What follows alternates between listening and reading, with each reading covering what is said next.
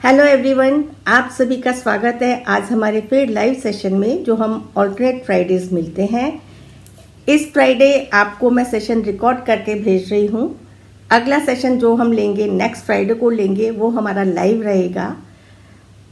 पिछले live session में मैंने रेकी फर्स्ट लेवल का उसको थोड़ा सा समय हो चुका है, रेकी फर्स्ट लेवल का इनिशिएशन किया था। तो जिन लोगों ने भी इनिशिएशन लिया है या जो लोग रेकी प्रैक्टिस करते हैं, उन्होंने चाहे कहीं से भी रेकी सीखी हो, रेकी के लोगों के मन में कई सवाल होते हैं क्योंकि ऑनलाइन सिखाने के कारण बहुत सारी चीज़ें लोग समझ नहीं पाते हैं या अपना किसी से कुछ सवाल पूछ नहीं पाते हैं। तो उन्हीं सब के फरमाइश को ध्यान में रखते हुए, उन्हीं सब के क्वेश्चंस को देखते हुए मैं ये अब एक सीरीज शुरू कर रही हूँ जिसके अंदर हम रेकी फर्स्ट, रेकी सेकंड और रेकी थर्ड तक के ट्यूटोरियल्स ही समझ लीजिए कि आपको एक एक सेशंस के डीप नॉलेज बताना चाहूँगी कि हर सेशन, हर रेकी लेवल हमारे को किस प्रकार से फ़ायदा देता है। चाहे ये सेशंस हमारे छोटे रहें, एक एक टॉपिक ही कवर करूँगी क्योंकि अमूमन मैं हमेशा जब भी रखती हूँ प्रैक्टिस सेशन रखती हूँ तो 10-10 दिन के 10-10 डेज़ के रेकी सेशंस रखती हूँ। जो मेरे पुराने स्टूडेंट्स हैं वो जानते ही हैं।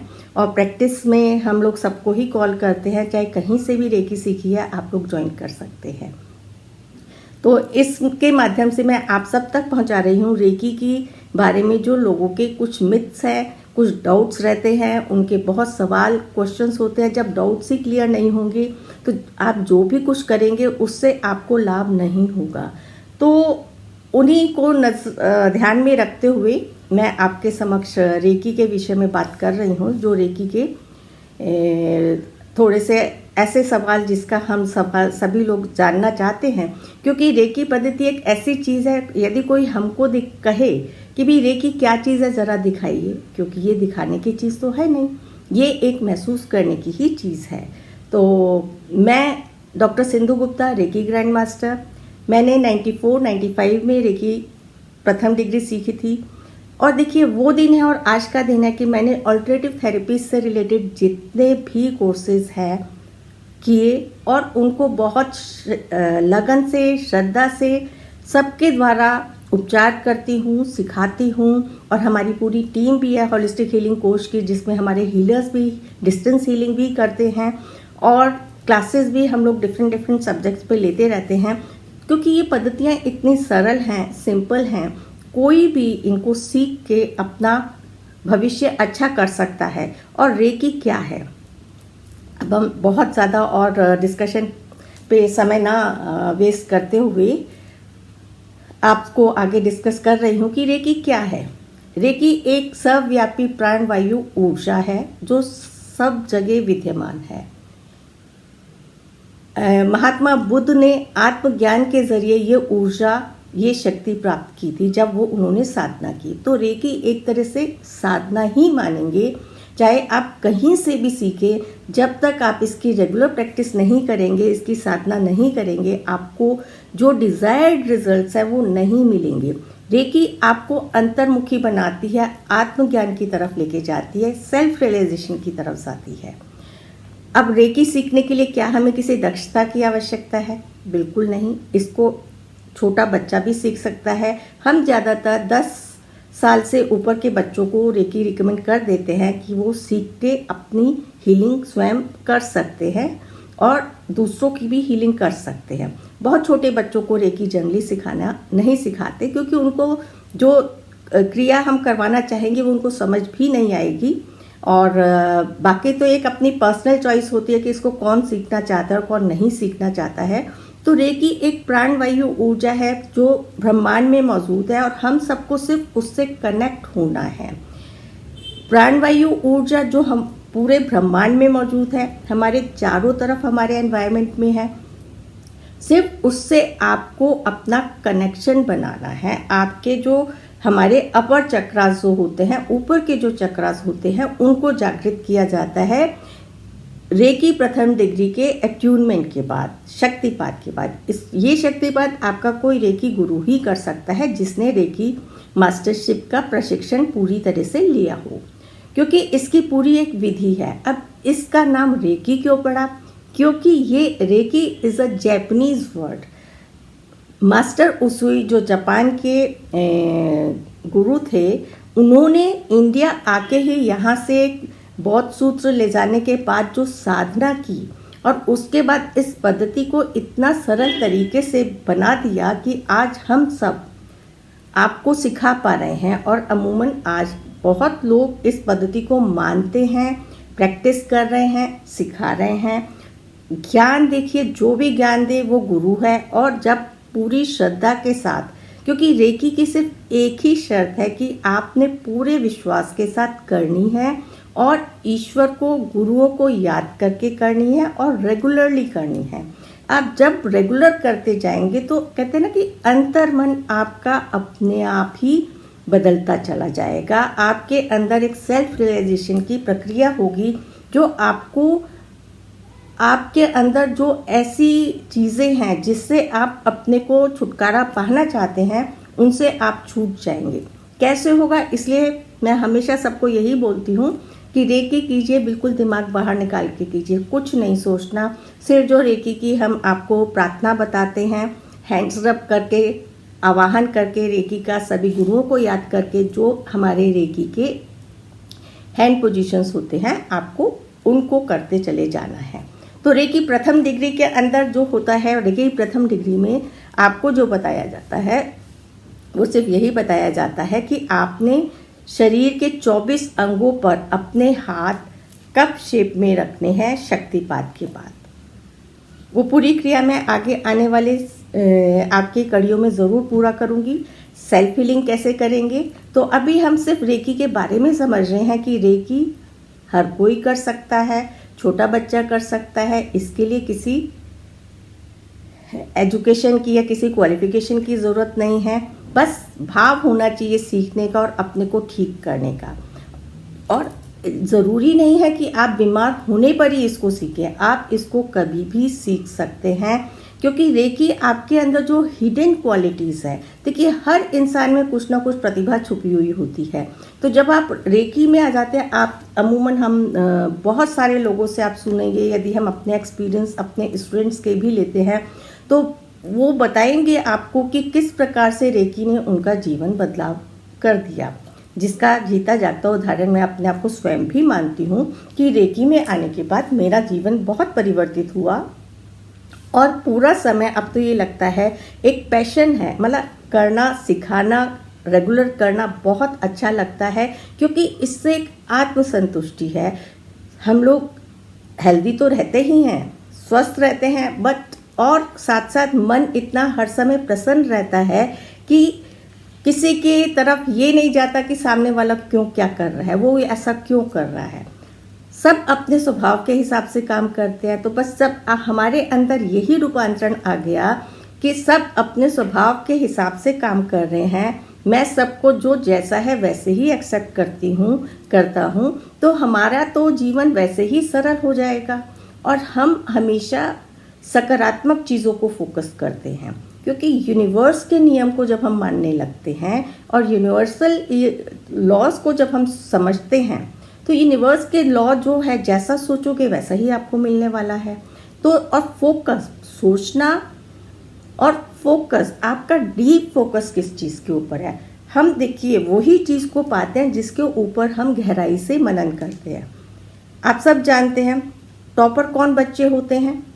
टॉपर वही बच्चे होते हैं जो पूरी लगन, फोकस के साथ पढ़ाई करेंगे।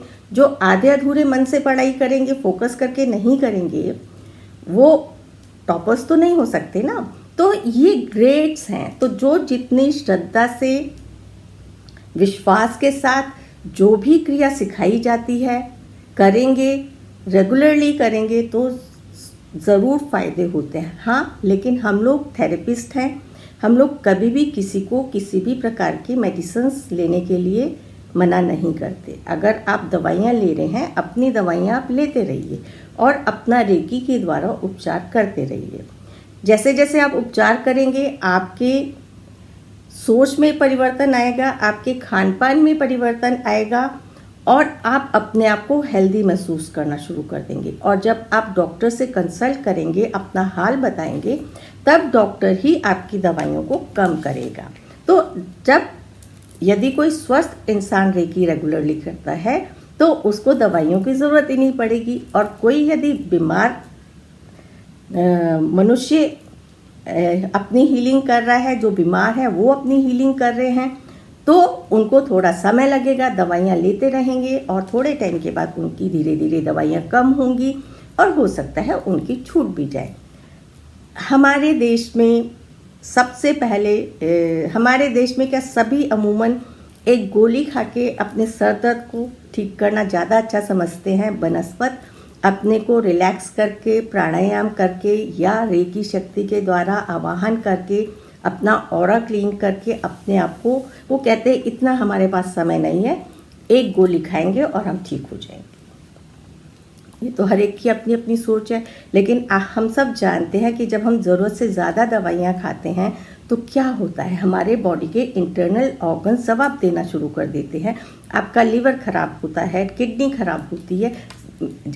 एक्सेस मेडिकेशन से आपके इंटरनल ऑर्गन्स पे बहुत ज़्यादा प्रभाव पड़ता है।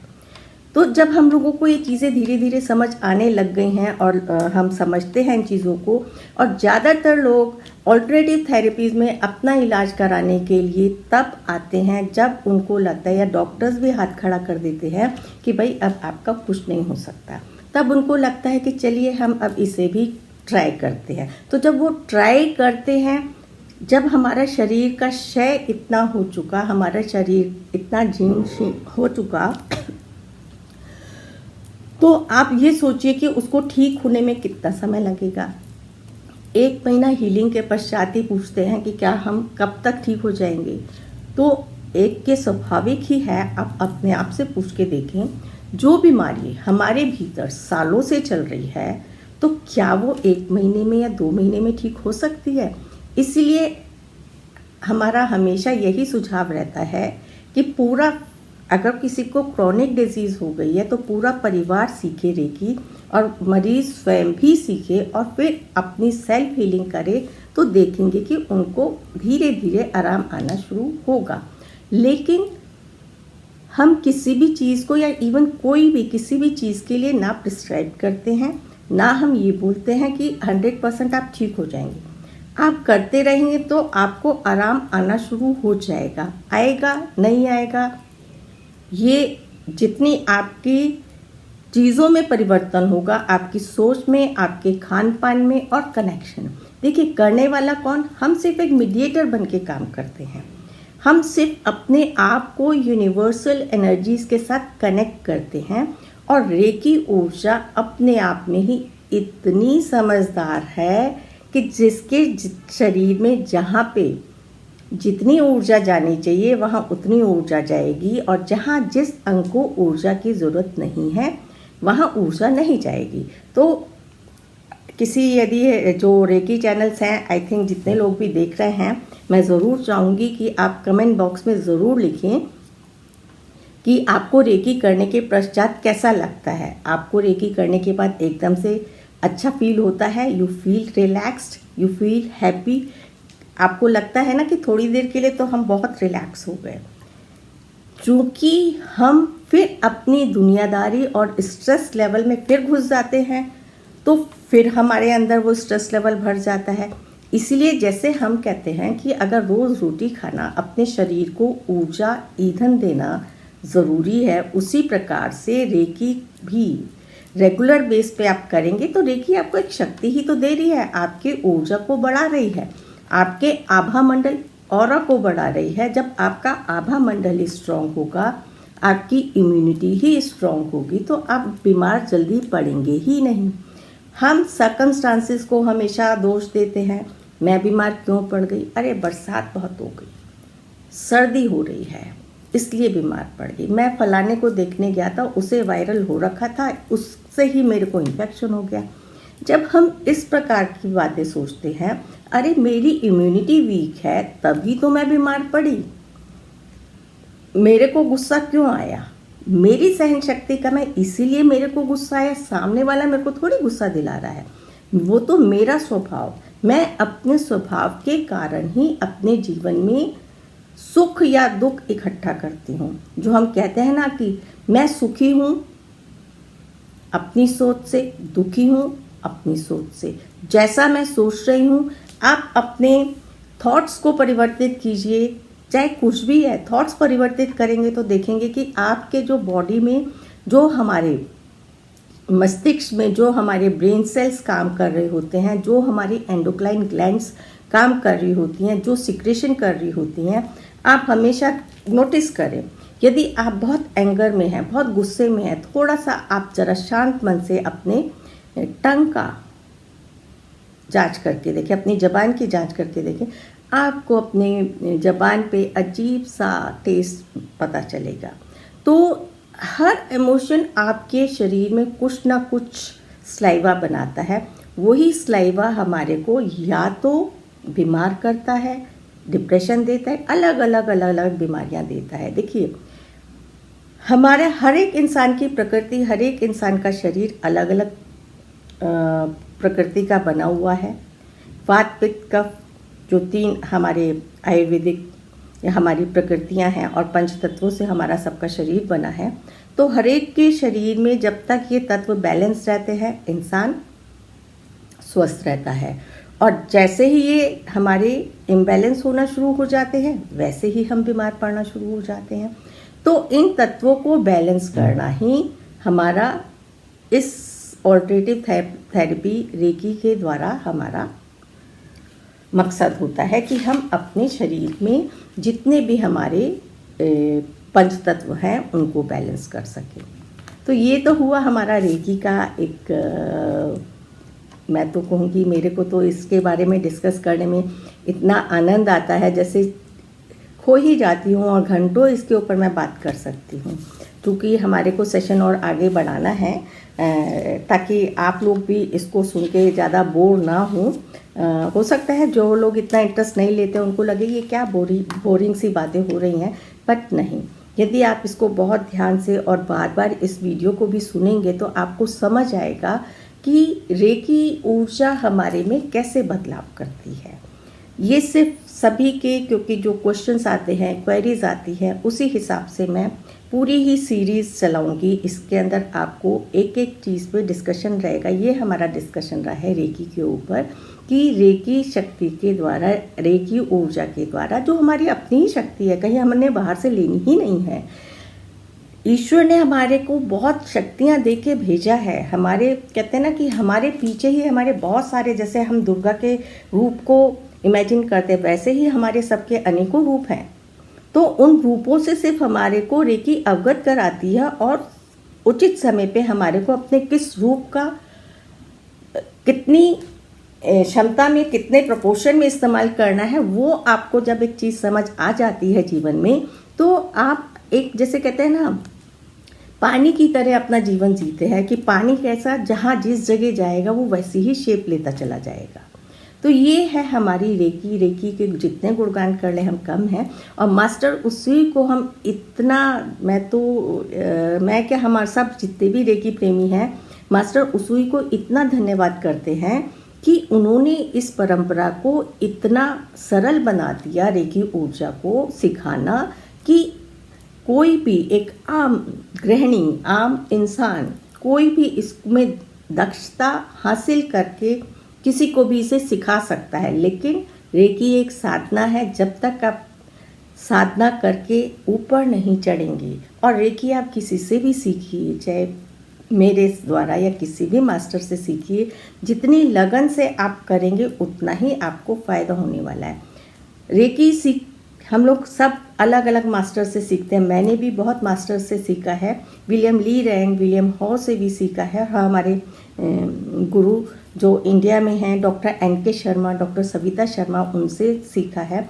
तो मैं उनको जितना धन्यवाद करूं तहे दिल से, उतना मेरे को लगता है कि कम है। उन्होंने मेरे को आज इस काबिल बना दिया कि मैं इस चीज़ को, जैसे मेरे को एक खजाना मिला हुआ है, तो ये तो एक, जितना जो इस चीज़ को जैसे मानता है ना, जिसको जिस चीज़ से आराम आ जाए तो वो उसकी कभी छोड़ता नहीं है, तो वही हम सबका हिसाब हो जाता है।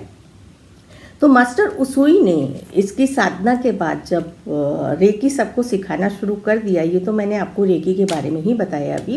तो मास्टर उसुई ने जब रेकी को जब उनको ये शक्तिपात के द्वारा साधना के बाद जब उनको ये भान हो गया कि ये ऊर्जा मेरे हाथों में प्रवाहित होने लगी है, तो उन्होंने शुरू में क्या किया, उन्होंने सबको फ्री में रेकी देनी शुरू कर दी। जब उन्होंने रेकी देनी फ्री में शुरू कर दी तो लोग ठीक होते थे और वो बुला बुला के लोगों को कहते थे, आओ भाई मैं तुम्हारे इस दर्द को ठीक करता हूँ, आ जाओ मैं तुम्हारे इस तकलीफ को ठीक करता हूँ। तो हुआ क्या कि उससे लोगों को आराम तो आता था, लेकिन वो फिर थोड़े दिन बाद वापस फिर उसी भंवर में फंस जाते थे, क्योंकि टेम्परेरी बीमारी ठीक हुई, बीमारी जड़ से नहीं ठीक हुई। तो हमारे को काम करना होता है जड़ से बीमारी ठीक करने में। अगर मेरी बीमारी की जड़ मेरा एंगर है तो हमारे को उस पे काम करना होगा, और वो कैसे जाएगा, जब तक आप रेकी का स्वाद नहीं चखेंगे आपको पता ही नहीं चलेगा। तो रेकी का स्वाद चखिए, मैं तो यही कहूँगी सबको। तो मास्टर उसुई को जब ये चीज़ समझ में आ गई तो उन्होंने पहली शर्त ये रखी कि जब तक कोई मांगे नहीं तब तक आप रेकी उपचार ना दें, क्योंकि वो उसकी वैल्यू नहीं समझेगा। और कोई जैसे मेरे पास भी जब मैं शुरू में रेकी सीख के हीलिंग शुरू की, या कुछ डिस्कशंस भी होते थे, तो लोग कहते थे बताइए तो, दिखाइए रेकी क्या होती है। अरे रेकी दिखा थोड़ी सकते हैं, वो तो एक अंदर महसूस करने की ऊर्जा होती है। और जो लोग सेंसिटिव होते हैं वो लोग तो बिल्कुल बराबर रेकी के प्रवाह को महसूस कर सकते हैं कि वो प्रवाह उनके शरीर के अंदर जा रहा है। ये ऐसी कला है। और अमूमन मैंने देखा है कि जो लेडीज़ होती हैं उनको रेकी की वाइब्रेशंस बहुत जल्दी फील होती है, क्योंकि जैसे कहते हैं फीमेल एनर्जी जो होती है वो सॉफ्ट होती है और वो वाइब्रेशंस को बहुत जल्दी फील कर सकती है। तो जो जितना कोमल और संवेदनशील होता है, ऐसे लोग रेकी ऊर्जा के प्रवाह को बहुत जल्दी महसूस कर सकते हैं। एंड फिर मास्टर उसुई ने एक तो शर्त यही रखी कि आप बिना मांगे ना दें, और उन्होंने ये भी कहा कि आप कुछ ना कुछ एनर्जी एक्सचेंज ज़रूर रखें। एनर्जी एक्सचेंज हर एक के अपने अपने हिसाब से सब कोई रख सकता है। तो हम लोग इसीलिए रेकी प्रथम डिग्री बहुत ही नॉमिनल एनर्जी एक्सचेंज एक रजिस्ट्रेशन से चलते हैं, ताकि आपको समझ आए कि रेकी क्या है और आपको करने से कितने फ़ायदे होंगे। और 21 डेज यदि आप उसको करेंगे तो डेफिनेटली आपको कुछ ना कुछ उसका स्वाद मिलेगा। उसके बाद आप सेकंड डिग्री में आए। तो प्रथम डिग्री एक बेस है, सीढ़ी है, लेकिन सीढ़ी जैसे कहते हैं ना ABC, जब तक आप पक्का नहीं करेंगे, हर विद्यार्थी का जो बेस होता है 1 to 10 counting and ABC counting जो होता है ना, पहला बेस, तो बेस आपको ज़रूर पक्का होना चाहिए। जिसका बेस पक्का होगा वो आगे सीढ़ी चढ़ के बिल्कुल टॉप पे पहुंच सकता है। तो सीढ़ी ही चढ़ना चाहिए। मैं कभी भी ये नहीं बोलती अपने किसी भी स्टूडेंट को कि आप लगातार reiki first, reiki second, reiki third, mastership, grand mastership करें। धीरे धीरे चलें और साधना के बाद आगे बढ़ें। जब तक आपको इंट्यूटिवली ये नहीं आए, now I am ready to take second degree initiation, third degree initiation, वो आपकी इंट्यूटिव गाइडेंस मिलती है, क्योंकि इंट्यूशंस हमारे को गाइड करती हैं रेकी के अंदर। रेकी करने से आप लोगों की इंट्यूशंस ही इतनी हाई हो जाएंगी कि आपको इंट्यूशंस के जरिए अपने जीवन में बहुत बहुत लाभ मिलेगा। तो मास्टर उसुई ने ये तो प्रिंसिपल बनाया। उसके बाद उन्होंने रेकी के 5 प्रिंसिपल्स बनाए, जिसको रेकी में हम लोग घासो मेडिटेशन बोलते हैं। मेरा घासो मेडिटेशन होलिस्टिक हीलिंग कोर्स के यूट्यूब पे है, उसको आप देख के करें, नहीं तो हमारी वीडियो बहुत लंबी हो जाएगी और बहुत ये लंबी सीरीज़ चलेगी। हालांकि कोशिश मेरी यही है कि मैं इसको स्टेप बाय स्टेप आपको बताऊं इसके अंदर। तो मास्टर उसुई ने जो 5 प्रिंसिपल बनाए, पहला प्रिंसिपल कि आज के दिन मैं क्रोध नहीं करूंगा, आज के दिन मैं चिंता नहीं करूंगा, आज के दिन मैं अपना कार्य ईमानदारी से करूंगा, आज के दिन मैं कुदरत की हर कृपा का आभार मानूंगा, आज के दिन मैं सब स्वीकार करूंगा, आज के दिन मैं हर जीव मात्र से प्रेम करूंगा, इज्जत करूंगा और अपना काम ईमानदारी से करूंगा। देखिए, अफर्मेशंस, प्रिंसिपल्स हम कुछ भी रख सकते हैं। ये तो मास्टर उसुई के 5 प्रिंसिपल्स थे जो घासो मेडिटेशन के नाम से फेमस हैं। और घासो मेडिटेशन यदि हम रेगुलरली अपने रेकी सेशन से पहले करते हैं तो हम लोगों को जो रेकी का प्रवाह होता है और हमारा फास्ट हो जाता है एंड वी कैन फील। थोड़ा सा बताती हूँ। घासो मेडिटेशन हम अपने हार्ट लेवल पे अपने नमस्ते मुद्रा में हाथ रखते हैं, हाथ क्लोज करके फिंगर टिप के जो हमारी उंगलियों के टिप पे, इस वाली उंगली की टिप पे हम पूरा फोकस करते हैं और कनेक्शंस बनाते हैं ब्रह्मांड से, और हम हर प्रिंसिपल को 3 टाइम्स चैंट करते हैं। ये घासो मेडिटेशन मैं यूट्यूब पे जो है मेरा वीडियो, उसका लिंक भेजूंगी, तो जो लोग भी इसको करना चाहते हैं वो लिंक को फॉलो कर सकते हैं। तो ये हुई हमारी रेकी के 5 प्रिंसिपल्स की बात। अब हम चलते हैं नेक्स्ट आभा मंडल की तरफ। अब हम डिस्कस करते हैं आभा मंडल। रेकी शुरू करने से पहले यदि आप अपना आभा मंडल मीन्स ऑरा, हमारे शरीर के चारों तरफ एक सुरक्षा कवच ईश्वर ने बना के भेजा है, उसी को हम आभा मंडल बोलते हैं। एक हमारा दूर का आभा मंडल होता है और एक हमारा बिल्कुल पास का आभा मंडल होता है। रेकी में जो आप हीलिंग करते हैं, पास के आभा मंडल का ज़्यादा महत्व है। जिसका जितना ज़्यादा आभा मंडल होगा, ऑरा होगा, वो उतना इंसान स्ट्रॉन्ग विल पावर वाला और हेल्दी पर्सन होगा, और जिसका जितना कम ऑरा होगा वो उतना ही कमज़ोर, बीमार रहने वाला इंसान होगा। ऑरा का सिर्फ यही एक सिग्निफिकेंस है। ऑरा की फीलिंग हर एक को होती होगी, क्योंकि ये भी एक एहसास है, हम फील कर सकते हैं। हम दूर से भी कि हर एक का ऑरा चेक कर सकते हैं, पास से भी ऑरा चेक कर सकते हैं। आपने देखा होगा कहीं पे कभी कभी जाके आपको बहुत अच्छा लगता है, और कहीं कहीं पे जाके आपको ऐसा लगता है कि यहाँ से भागो, या किसी के घर में जाके आपको लगेगा कि यहाँ तो बड़ा अशांत माहौल है। तो वो क्योंकि वो आपको ऑरा बता रहा है। हम इतने संवेदनशील होते हैं, हर इंसान बहुत संवेदनशील होता है, तो वो संवेदना हमें बताती है कि यहाँ का एक बहुत सकारात्मक माहौल है और यहाँ का माहौल बहुत गुस्से वाला माहौल है। We can feel. अब आप ही बताइए, यदि आप मंदिर जाते हैं तो मंदिर में आपको एक शांति का माहौल लगता है? शांति और पीस आपको लगती है कि नहीं लगती है? क्योंकि वहाँ जाते ही जो भी इंसान जाता है उसके मन में कुछ भी नहीं होता। वो जाता है, भगवान के आगे नमन करता है और भगवान से प्रार्थना करता है, मांगता है। तो उसका ऑरा उस समय पे, हर इंसान का उस समय पे ऑरा इतना पॉजिटिव होता है कि वहाँ का माहौल ही इतना, और हर भगवान का ऑरा बहुत विशाल होता है। क्योंकि हम जब हर ईश्वर को प्रार्थना कर रहे हैं, उनको देखिए, मूर्ति बहुत मूर्तिकारों के हाथों से बन के आती है, तब उसका कोई ऑरा नहीं होता। मूर्ति का ऑरा बढ़ता है जब उसकी प्रतिष्ठा हो जाती है मंदिर में।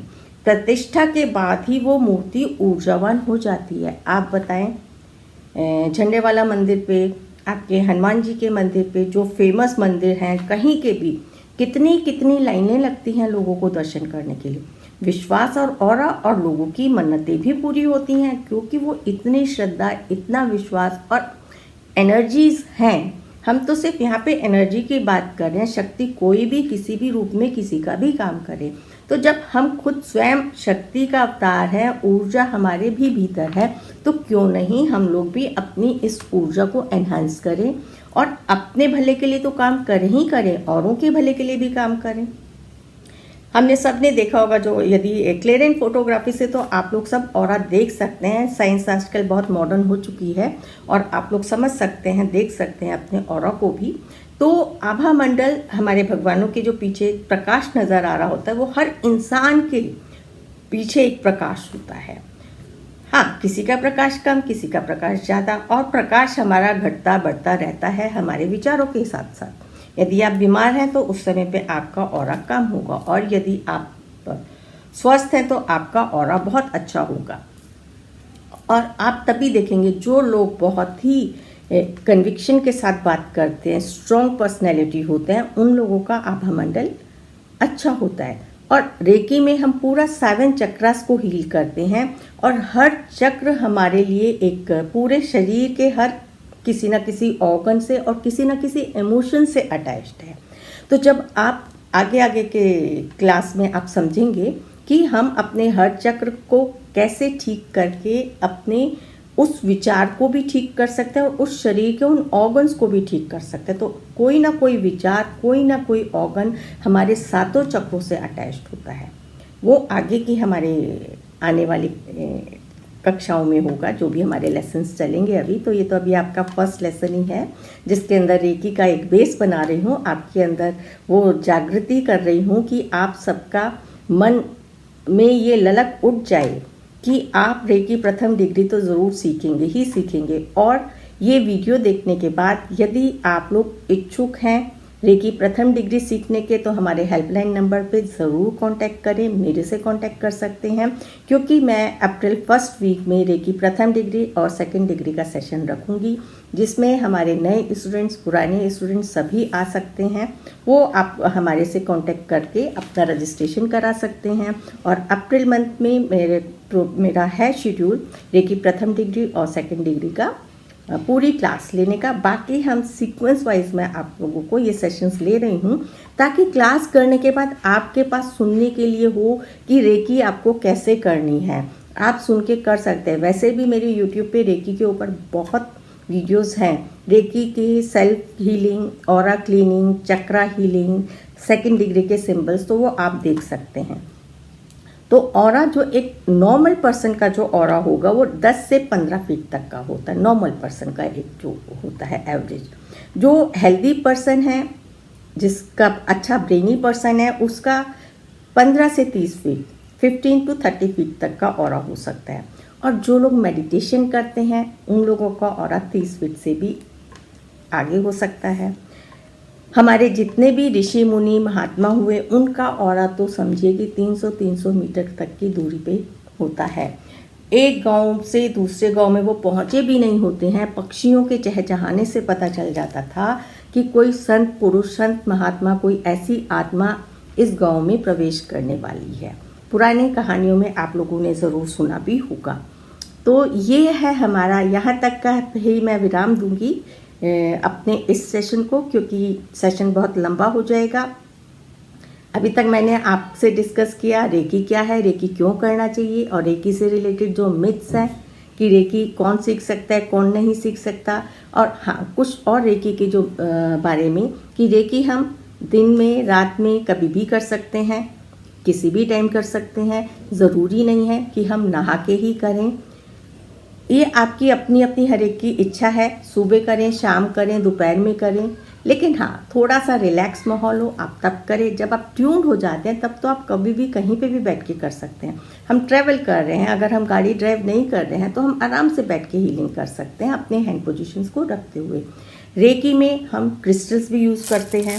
क्रिस्टल से एनर्जी लेवल, क्रिस्टल एक ऐसी ऊर्जा है जो ये हमारे भाव को अट्रैक्ट करता है, जो हमारे को मदर अर्थ से, ऐसे मिनरल्स जो मदर अर्थ में हैं उनकी क्वालिटी को लेके ये क्रिस्टल्स आते हैं। तो हर चक्र के हिसाब से आपका क्रिस्टल होता है। आप उसको अपने हाथ में रख के अपने चक्र को ऊर्जान्वित कर सकते हैं, चार्ज कर सकते हैं। इस तरह के हॉलो पिरामिड्स भी होते हैं जिसको रख के आप अपनी हीलिंग कर सकते हैं। तो हम एक एक करके सारी चीज़ों को डिस्कस करेंगे कि रेकी में आप क्या क्या यूज़ करके अपनी एनर्जी लेवल को, और रेकी का, और फर्स्ट डिग्री के बाद 21 दिन तो मैं 24 बॉडी पार्ट्स की हीलिंग करने को ज़रूर कहती हूँ कि 21 दिन आप ज़रूर करें। उसके बाद आप अपनी चक्रा मेडिटेशन, चक्रा हीलिंग करते रहें। यदि आपके पास समय ज़्यादा है तो बीच बीच में करते रहें। परिस्थिति के हिसाब से आप चूज़ कर सकते हैं कि आपको रेकी का सेशन कैसे लेना है, कितनी देर करनी है। तो इसकी कोई लिमिट नहीं है, कोई फिक्स्ड रूल नहीं है कि इतना करना ही चाहिए। आपकी इंट्यूशन आपको हमेशा गाइड करेगी। रेकी अपने आप में इतनी समझदार, सर्वव्यापी है और सब तक पहुंचने वाली है जहां तक उसको जाना है। बस आपको अपने दरवाजे खोलने हैं इंटरनल लेने के लिए, तो आपको पता चल जाएगा कि रेकी का क्या स्वभाव है, वो आपके साथ कैसे, कितनी जल्दी घुल मिल जाती है और कितनी जल्दी आपके साथ दोस्ती कर लेती है। तो इसी के साथ मैं अपने इस लाइव सेशन को, जो मैं आपको रिकॉर्ड करके भेज रही हूँ, समाप्त करती हूँ। आशा करती हूँ कि आपको पसंद आया होगा। आप कमेंट बॉक्स में ज़रूर लिखें, और जो लोग भी इसको करना चाहते हैं अपना रजिस्ट्रेशन करा सकते हैं, क्योंकि अप्रैल मंथ में मेरा लेने का प्लान है। ये अब डेट्स मैं रजिस्ट्रेशन के बाद ही डिसाइड करूँगी, डेट्स एंड टाइमिंग्स रजिस्ट्रेशन के बाद डिसाइड करूँगी। तो जो लोग भी करना चाहते हैं, अगले हम लाइव सेशन में जो हम अगले फ्राइडे को ही लूँगी मैं, उसके अंदर ऑरा क्लीनिंग और सेल्फ हीलिंग बताऊंगी कि आपको अपनी हीलिंग कैसे करनी चाहिए 24 बॉडी पार्ट्स की, और ऑरा क्लीन आप लोग अपना कैसे करेंगे और दूसरों का कैसे करेंगे। तो पूरा वो सेशन हमारा प्रैक्टिकल ही रहेगा। आज एक तरह से थ्योरेटिकल ही मैंने आपको बताया कि रेकी क्या है, रेकी के बारे में आप क्या क्या डूज एंड डोंट्स हैं इनके, और ऑरा क्या है। इसके बाद हम अगली कड़ी में देखेंगे, समझेंगे रेकी के self healing and aura cleaning को। और जो लोग भी घासो मेडिटेशन करना चाहते हैं वो यूट्यूब पे देख सकते हैं, मैं लिंक आपका इसी के साथ शेयर करूँगी। सभी को बहुत बहुत धन्यवाद सुनने के लिए, समय देने के लिए और हमारे चैनल को प्रोत्साहित करने के लिए। जो लोग भी इसके साथ नए जुड़ रहे हैं वो हमारे चैनल को लाइक करें, सब्सक्राइब करें, लोगों के साथ शेयर करें और बढ़ावा दें। और जो भी नई जानकारी आप चाहते हैं कमेंट बॉक्स में ज़रूर दें, तो आपको ज़रूर जवाब मिलेगा। Thank you.